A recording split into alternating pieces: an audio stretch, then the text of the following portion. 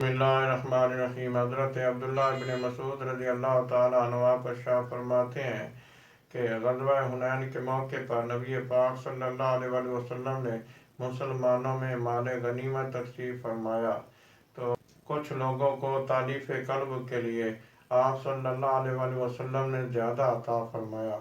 लिहाजा हज़रत अक़रा बिन हाबिस रज़ी अल्लाह ताला अन्हु को नबी पाक सल्लल्लाहु अलैहि वसल्लम ने 100 ऊँट अता फरमाए और ऐनिया बिन हसन रज़ी अल्लाह ताला अन्हु को भी 100 ऊँट अता हुए। इसी तरह अशराफ अरब के साथ नबी पाक सल्लल्लाहु अलैहि वसल्लम ने तरजीही सलूक फरमाया। तो एक शख्स बोल उठा और कहता है कि खुदा की कसम, ये तकसीम मुनस्फाना नहीं है और इस तकसीम से अल्लाह ताला की रज़ा को महफूज नहीं रखा गया।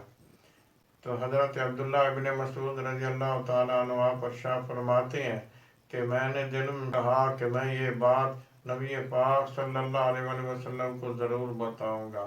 लिहाजा आप सल्लल्लाहु अलैहि वसल्लम की खिदमत में हाजिर हुआ और सारा वाक़या अर्ज़ किया तो नबी पाक सल्लल्लाहु अलैहि वसल्लम का चेहरा मुबारक लाल हो गया और आप सल्लल्लाहु अलैहि वसल्लम ने इरशाद फरमाया, लोगों, अगर दुनिया में अल्लाह और उसका रसूल इंसाफ नहीं करेंगे तो कौन इंसाफ करेगा।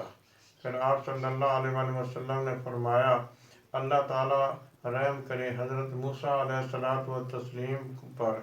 इन्हें तकलीफ़ें दी गई और उन्होंने सब्र किया।